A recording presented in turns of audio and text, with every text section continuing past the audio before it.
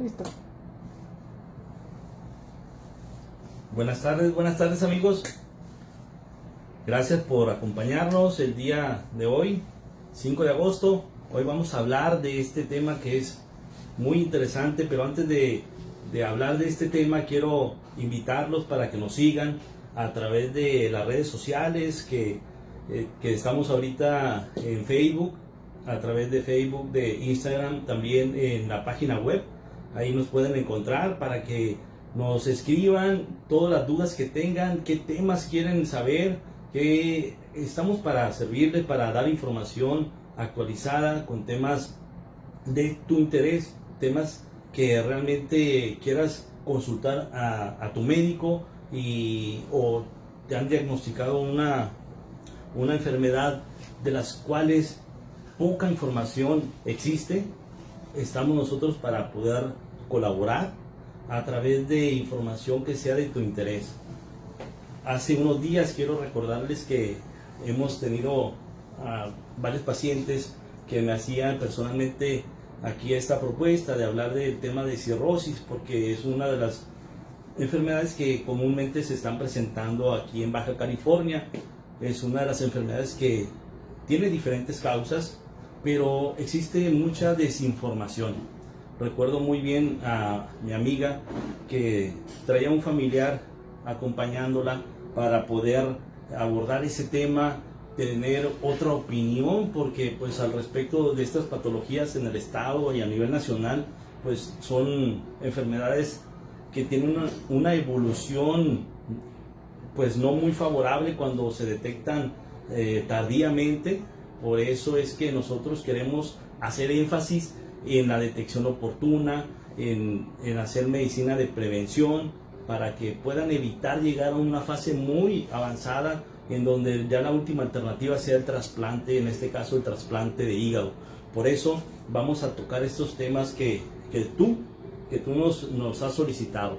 Aquí nosotros lo hacemos con toda la pasión del mundo, nos encanta poder colaborar e informar adecuadamente a tu familia, a todos tus amigos que están pasando un diagnóstico desafortunado por las diferentes causas que ustedes quieran. Pero aquí nosotros vamos a abordar hoy día cirrosis, causas de cirrosis y los síntomas más comunes que puedes encontrar en un paciente con la cirrosis.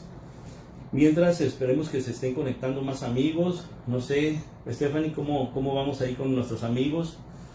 Sabemos que ahorita pues las 8 de la tarde aquí en Mexicali, 5 de agosto, está haciendo un calor tremendo, una humedad Samuel, sabrosa. nuestro amigo Samuel Bravo le manda saludos, al igual que María Esther Mora, Blanca Ruiz y Emanuel Sánchez. Le mandan saludar. Un saludo con todo mi cariño a mi estimado licenciado Samuel, el Sammy Boy.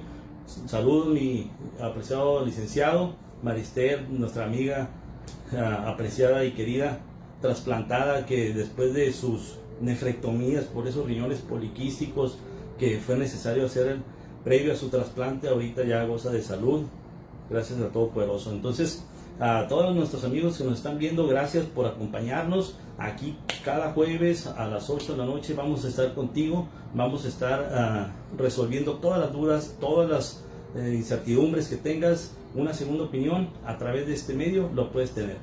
Bueno, no sé ya, Stephanie, podemos iniciar ya con el tema. Sí, doctor, adelante, ya tenemos 33 personas que lo están viendo al momento. Bueno, cirrosis. El hígado es un órgano súper importante.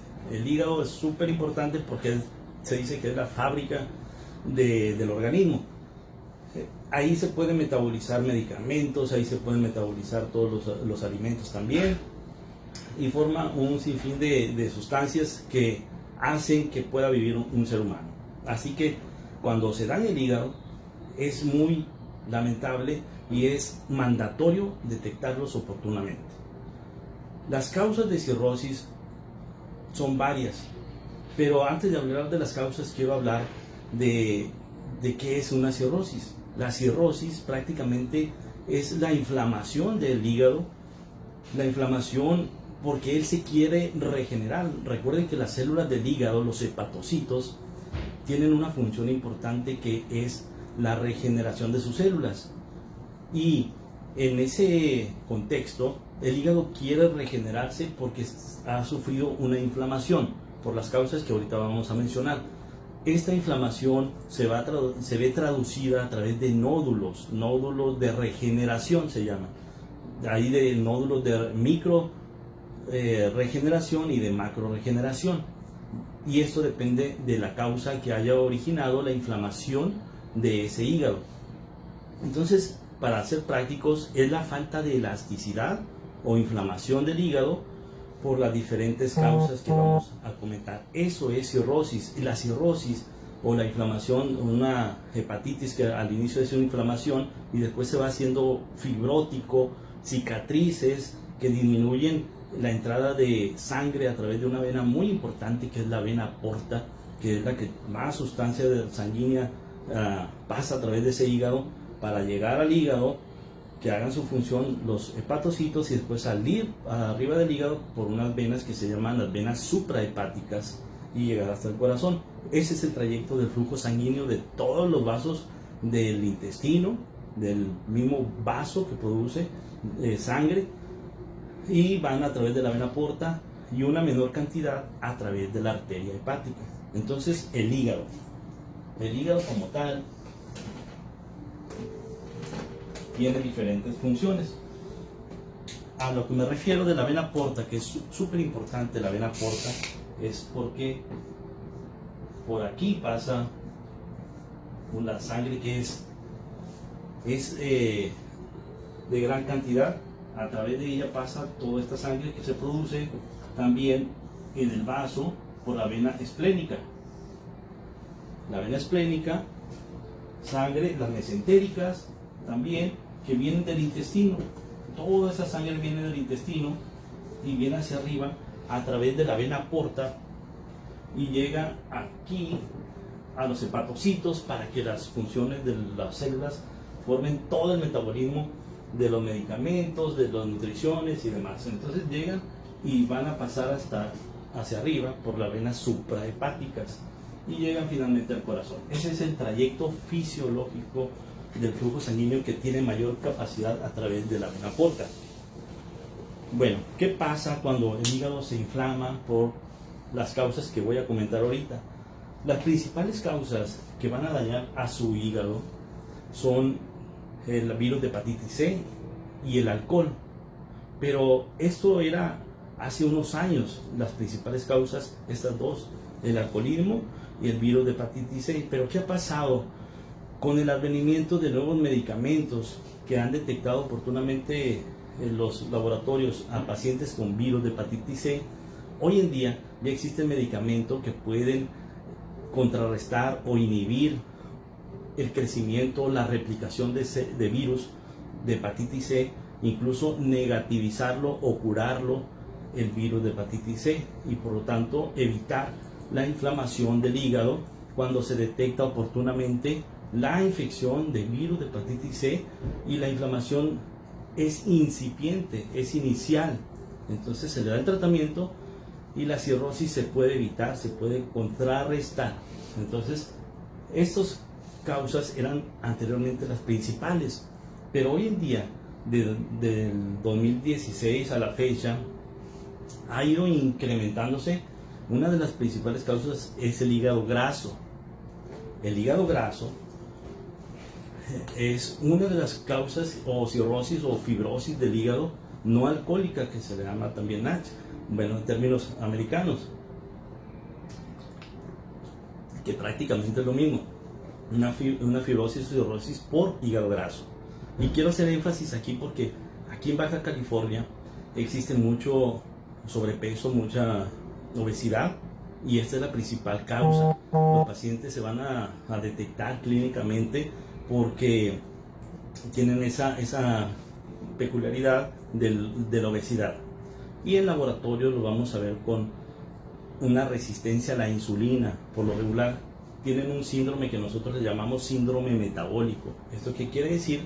Que son diabéticos, que no se controlan, que no tienen un buen hábito de su tratamiento, de sus alimentos, que no tienen una alimentación sana, vamos, y están descompensados en su glucosa, en la sangre, está siempre arriba, elevada, el colesterol elevado, los triglicéridos también elevados.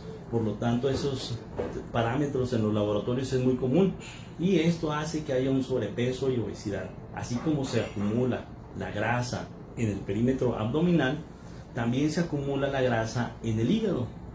¿Y qué va a hacer esa grasa en el espacio del hígado? ¿Por qué no estoy haciendo más énfasis en el hígado graso? Porque es una de las principales causas. Hay otras causas de cirrosis o inflamación del hígado, por ejemplo, una cirrosis por autoinmune. Esto quiere decir por células de defensa que desconocen como propio al hígado, pero eso es menos frecuente. Y otras menos frecuente cuando hay alteraciones en la formación de algunas enzimas del hígado que hacen que tenga una inflamación crónica del mismo hígado, y también medicamentos a alta dosis, analgésicos o antibióticos que se metabolizan en el hígado, también pueden ser causa de cirrosis en este hígado.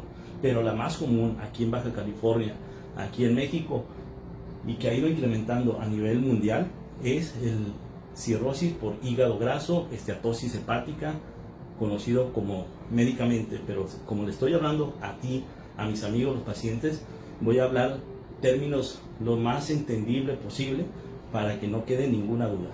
Entonces, ese depósito de grasa se va acumulando en el parénquima. El parénquima nosotros le llamamos el tejido sano. Va restando tejido sano por tejido con grasa, o más que nada tejido con grasa se llaman células adipositas, o sea, adipocitos o grasa, y se van acumulando y se van aglutinando como si fuera el mercurio que se une una gotita y otra, y esto con el tiempo va haciendo que el hígado sea insuficiente para hacer su función. ¿Y qué va a pasar? El hígado quiere responder, quiere él solo regenerarse, quiere recuperarse, y en forma autónoma él quiere regenerarse y está haciendo una fibrosis, una pérdida de la elasticidad a través de nódulos de regeneración, y esto hace que el hígado se contraiga. Primero está inflamado, que es una cirrosis, una hepatitis, porque está inflamado el hígado. Ya iba a utilizar un término médico, pero vamos a hacerlo más coloquial. Entonces está inflamado el hígado, es una hepatitis, y después está contraído, la pérdida de la elasticidad, y entonces ya hay una cirrosis. ¿Por qué? Porque ya no, el flujo de aquí disminuye. Esta luz que era grande de la vena porta disminuye por la contracción y de los nódulos de regeneración. ¿Y qué pasa con el flujo de la sangre que viene del intestino, que viene del vaso? ¿Qué es lo que va a pasar? Al describir esta fisiología o fisiopatología, que es la fisiología de la enfermedad, vamos a ir describiendo qué síntomas va a tener el paciente con cirrosis, para que sea y que quede más entendido. Bueno, aquí la sangre pues ya no pasa tan fácilmente, se regresa la sangre. Al regresarse, el vaso está produciendo más sangre, y entonces al chocar estas células sanguíneas que se llaman plaquetas, va a haber una destrucción de estas plaquetas. Y este puede ser uno de los síntomas iniciales, incipientes, porque recordemos que la cirrosis al inicio no da síntomas, pero si eres diabético, si tienes sobrepeso, si tienes obesidad, si no te has hecho ninguna analítica o un laboratorio de sangre y no sabes, desconoces cómo está tu colesterol, tus triglicéridos y tu glucosa, lo más seguro es que haya hígado graso. Y esto, desafortunadamente, quiero decir desafortunadamente porque me da tristeza que los pacientes, sabiendo estas tres condiciones, omiten o no le dan la preponderancia a estos signos o estos datos importantes en donde pueden detectarlos oportunamente y pueden revertir el hígado graso, porque el único y el mejor tratamiento para estos pacientes con hígado graso es la alimentación sana y el ejercicio. pero también la responsabilidad de cada paciente, la responsabilidad de cada familiar que lo lleve con su médico para que los eduque, para que los informe y puedan evitar complicaciones como una cirrosis muy avanzada y las demás complicaciones que vamos a estar describiendo. Por ejemplo, aquí el paciente se va a manifestar inicialmente con plaquetas bajas. Clínicamente, ¿cómo vamos a encontrar al paciente? Con moretes, muy fácilmente se va a hacer moretones. En términos médicos nosotros le llamamos equimosis, pero eso es un moretes, que rápido por cualquier golpe, un morete grande. Hay que llevar a ese familiar al laboratorio para ver cómo están su nivel de plaquetas, porque eso puede ser su dato inicial de que su hígado está fallando. Y obviamente ver la glucosa, colesterol y los triglicéridos. Y la razón de que las plaquetas estén bajas es porque se están destruyendo, porque ya no están pasando a través de la vena porta. Entonces, plaquetas bajas, moretones clínicamente. ¿Qué va a pasar con el vaso? El vaso sigue produciendo plaquetas, entonces como ya no sigue pasando, el vaso va a crecer, va a aumentar de tamaño. Clínicamente nosotros lo podemos tocar al paciente y podemos tocar un vaso grande. Esto quiere decir, en términos médicos, una esplenomegalia. Por ultrasonido lo podemos detectar haciendo una medición del tamaño del vaso y vemos que es un vaso grande, y esto es el dato incipiente de que hay un problema en el hígado. Desafortunadamente, la gran mayoría de los pacientes que se hacen un diagnóstico de cirrosis lo hacen a través de una cirugía por laparoscopía, que van y entran en una cirugía por una vesícula que tiene piedras, hacen la cirugía, entran con la cámara y ven macroscópicamente el hígado con nódulos por la cámara, pero iban los médicos a quitar un problema que es la piedra o la vesícula con piedras, porque el paciente tenía dolor, sí, tenía dolor, pero ya macroscópicamente viene el hígado con nódulos, y ahí en el transoperatorio los cirujanos hacemos una biopsia del hígado para determinar qué es lo que está pasando con este hígado nodular, granuloso, de cambio de coloración amarillenta en ocasiones por el depósito de grasa en el hígado. Pues en la biopsia, en el reporte, hígado graso, cirrosis. Desafortunadamente, la gran mayoría de los pacientes, así es como se diagnostican la cirrosis, por un hallazgo, no es porque ellos estaban buscando hacer una medicina preventiva. Bueno, pues ya que estos pacientes presentan un vaso aumentado de tamaño, la razón es porque no está pasando la sangre adecuadamente por la vena porta. Entonces la sangre tiene que de alguna manera llegar hasta el corazón. ¿Y cómo le va a hacer? ¿Cómo va a ser eso posible? A través de unos vasos que están aquí, pero estos vasos no tienen la capacidad de soportar esa presión que tiene la vena porta, porque el calibre de la vena porta es mayor y estos vasos tienen un calibre menor.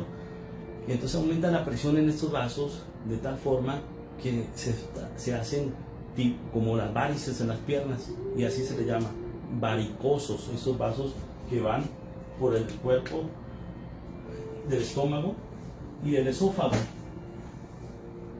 Recordando que aquí es el estómago y aquí este conducto es el esófago, por donde pasan los alimentos y llegan al estómago, pues forman estas venas que son las varices esofágicas. ¿Y cómo se va a manifestar el paciente con estas varices esofágicas? Se va a manifestar porque de repente empezó a toser o tiene náuseas y vomita sangre, porque una de estas aumentó la presión y hubo expulsión de sangre hacia el esófago y el esófago vomitó. O estas varices también pueden hacerse una perforación en el estómago, pero es más común en el esófago, y empiezan con un sangrado importante, con plaquetas bajas, que recordemos que una de las funciones de las plaquetas es formar un coágulo.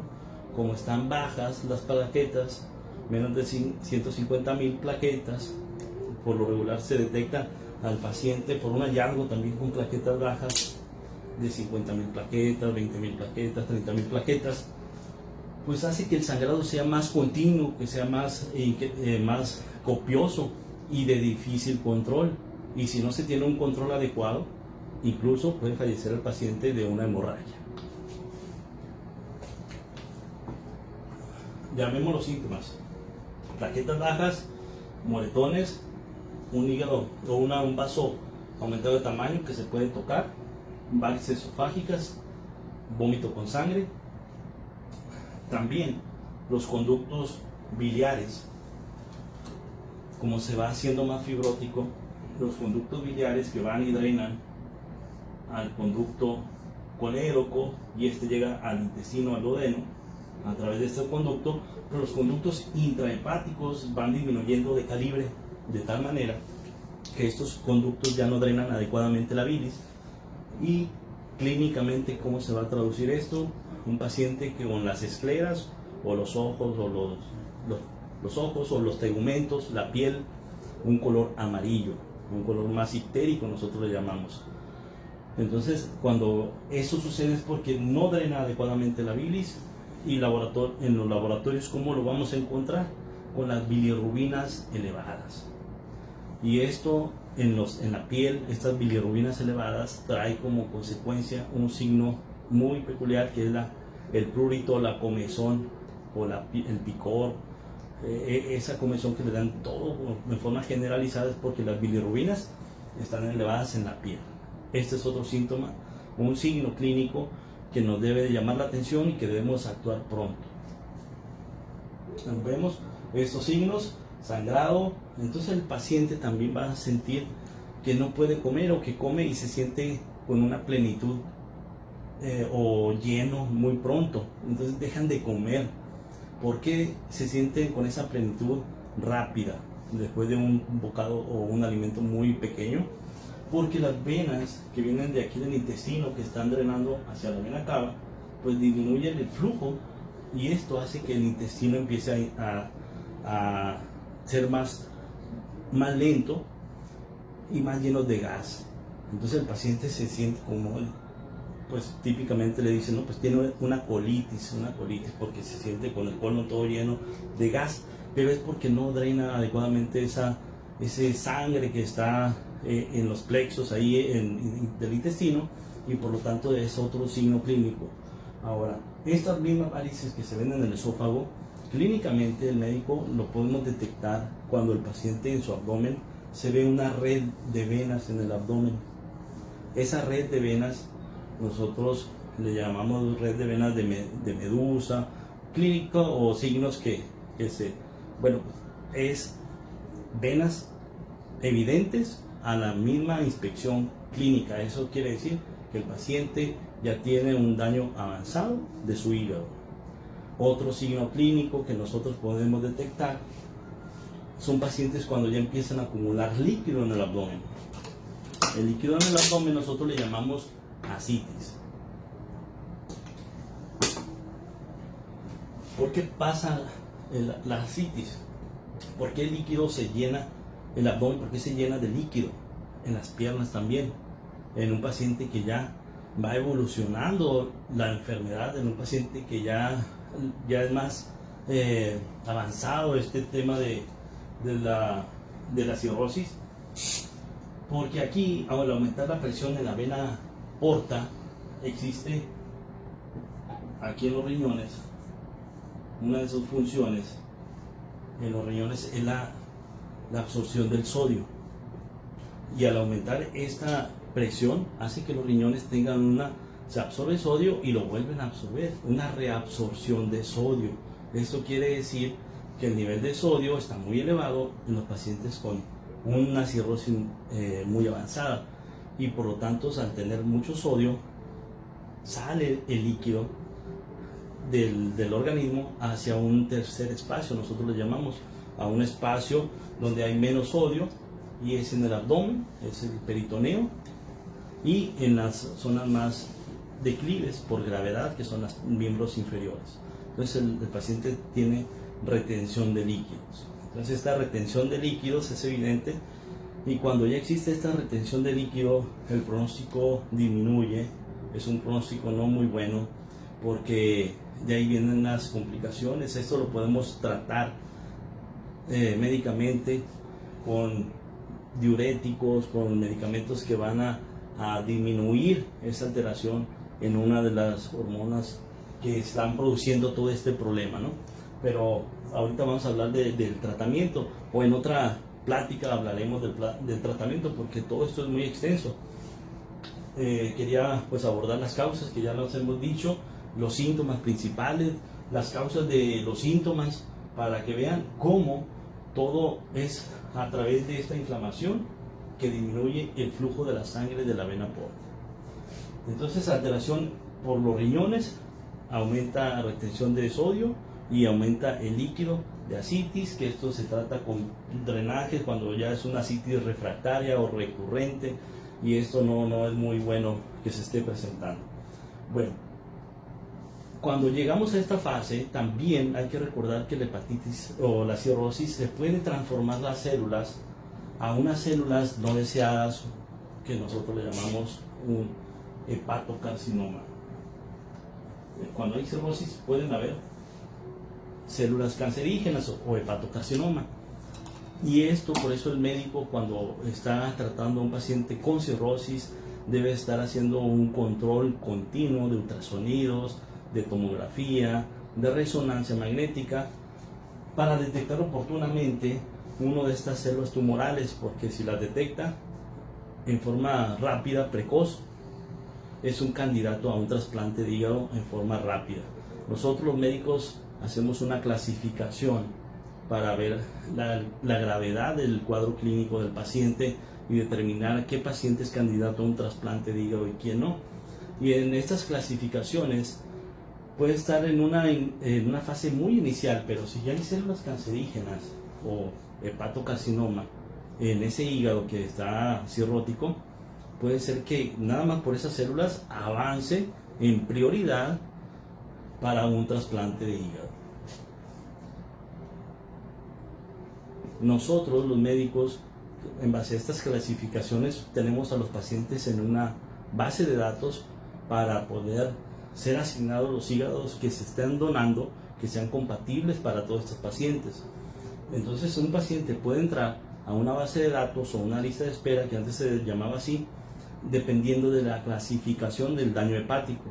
Cuando es una clasificación ya avanzada con ascitis, con líquido en el abdomen que no cede a través de los medicamentos como los diuréticos, que se tiene que estar puncionando, que se llama paracentesis para sacar ese líquido, que hay encefalopatía hepática, quiere decir que en el colon normalmente hay bacterias. Entonces estas bacterias que están aquí en el intestino, como no drena adecuadamente la sangre de la vena porta, se llena de más de gas, y estas bacterias producen ese gas, este gas que se llama amonio. Este amonio, cuando se produce de más, el nivel se incrementa en la sangre, este amonio llega a los vasos sanguíneos, y a través de los vasos sanguíneos llega hasta el sistema nervioso central, y este amonio a niveles altos en el cerebro puede ocasionar encefalopatía. ¿Y esto cómo se va a manifestar? Inicialmente el paciente pierde el estado de conciencia, de repente el paciente no sabe si está en su casa, está en el hospital, pierde el estado de la relación con el tiempo, y puede llegar a incluso una encefalopatía avanzada, a perder el estado de conciencia total. Y esto es debido al amonio. ¿Qué se tiene que hacer ahí? Tratamientos antiamonio, hacer enemas evacuantes, antibióticos para quitar estas bacterias que están originando la gran producción de amonio, y así corregir esta situación que es muy grave, que es la encefalopatía hepática. Ya cuando se presenta la encefalopatía hepática, aumenta el nivel de gravedad, por eso ya es un paciente que rápidamente se tiene que hacer el trasplante de hígado. Bueno, por lo regular, la gran mayoría de los tratamientos que se están dando antes de un trasplante de hígado son sintomáticos. Por ejemplo, la transfusión de plaquetas, por ejemplo, medicamentos para hacer la bilis más delgadita, para que no haya tanta comezón y menos ictericia o coloración amarilla de los ojos o de la piel, diuréticos para evitar esa ascitis. Todos estos son medicamentos sintomáticos, pero no son curativos. Aquí el paciente, cuando ya está con una cirrosis avanzada, prácticamente el tratamiento curativo sería el trasplante. Entonces, aquí vemos a grandes rasgos las causas de la cirrosis, vemos los síntomas, el por qué se formaron esos síntomas y cómo podemos evitarlo, porque aquí la gran mayoría de la cirrosis en Baja California a nivel nacional, repito, es la esteatosis hepática y es una de las patologías o enfermedades que se pueden corregir, que se pueden evitar a través de una alimentación sana, a través de estar acudiendo con su médico para los tratamientos correctivos de los niveles altos de azúcar, ya sea con insulina o con medicamentos vía oral, con medicamentos para bajar los niveles de colesterol y triglicéridos en la sangre. Pero si llevamos una alimentación sana, esos niveles de azúcar o carbohidratos o glucosa en la sangre va a disminuir, y también la grasa, el colesterol y los triglicéridos. La clave es alimentación sana. ¿Qué es la alimentación sana? ¿O qué alimentos estarían contraindicados en esos pacientes con una esteatosis hepática muy avanzada? Pues prácticamente todos los que son alimentos fritos, como el pollo frito, papas fritas, todos esos tienen radicales libres y van a hacer que esa grasa se acumule en el abdomen y obviamente en el hígado. Los alimentos altos en carbohidratos están no recomendados en los pacientes con un hígado graso. El ejercicio es la otra manera de ir quemando esa grasa y revertir el grado y el aumento del daño hepático. Entonces, estos son los datos que nosotros podemos recomendar a los pacientes con la principal causa de daño hepático. Por laboratorio habíamos comentado que se hace el diagnóstico, también por ultrasonido, por ecografías, por tomografías, podemos detectar todas estas alteraciones, y hoy en día ya existe una manera menos invasiva para ver el grado de hígado graso, que es el FibroScan. El FibroScan es como un ultrasonido y va a medir el nivel de elasticidad del hígado, y en este FibroScan podemos nosotros determinar en qué fase se encuentra, pero el estándar de oro o el diagnóstico más fidedigno es a través de la biopsia hepática para ver las células, ver el nivel de grasa que existe, el nivel de fibrosis que existe en las células del hígado, y en base a ese diagnóstico podemos nosotros los médicos dar un pronóstico del paciente e incluso estudiarlo o protocolizarlo para un trasplante de hígado. Espero que se hayan resuelto sus dudas, y si quedan dudas, por favor háganoslo saber a través de los medios de comunicación, a través de las redes sociales, a través de la página web. Nosotros siempre vamos a estar con la mejor disponibilidad para resolver todas tus dudas, y si no las sabemos las investigamos, pero te vamos a informar correctamente, y si no, vamos a informarnos con personas que sí también estén en el mismo gremio médico, con el objetivo solamente de informarte correctamente y actualizadamente. ¿Listo? Sí, tenemos comentarios aquí del señor Samuel Bravo. Nos comenta que es un tema de salud muy complicado y muy casual aquí en Baja California. Muchísimas gracias por su gran información, doctor, y que Dios lo siga bendiciendo hoy y siempre. Muchas señor gracias. Samuel Bravo. Gracias, mi estimado licenciado Samuel, por sus comentarios. Sí, es una de las enfermedades o patologías muy comunes aquí en Baja California. Esperemos que hagamos conciencia, que visualicemos a todo familiar o amigo que tenga diabetes, sobrepeso, obesidad, comentarle que se debe atender, que se debe querer por él, por su familia, porque créanme que estas enfermedades son muy tristes, son muy lamentables, y ya cuando las detectamos ya en forma tardía, pues prácticamente estamos peregrinando con el paciente. La señora María de Jesús Martínez nos dice: hola doctor, soy diabética, se me hacen moretes fácilmente. ¿Ese es un síntoma también? Tengo hígado graso. Bueno, sí, hay que recordar lo que habíamos comentado.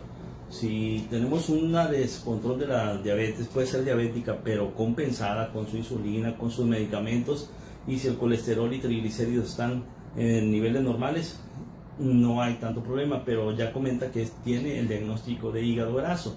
El hígado graso hay que preguntar si el diagnóstico se hizo a través de ultrasonido, si se hizo a través de una biopsia, si se hizo a través de un FibroScan, para ver el grado correcto, exacto, el nivel de fibrosis que hay en el hígado, porque los principales síntomas habíamos comentado que son los los moretones, que es por las plaquetas. Aquí habría que hacer un estudio de laboratorio, una biometría hemática se llama, para ver el nivel de plaquetas en la sangre, ¿sí? Y en base a ese laboratorio sencillo, que es la biometría hemática o el ultrasonido, y un perfil general para ver el nivel de azúcar y el nivel de colesterol y triglicéridos y las enzimas del hígado. Una de las enzimas del hígado que se elevan principalmente es la gamma-glutamil transferasa, y cuando está elevada, esa puede ser una de las principales razones para investigar bien su hígado graso.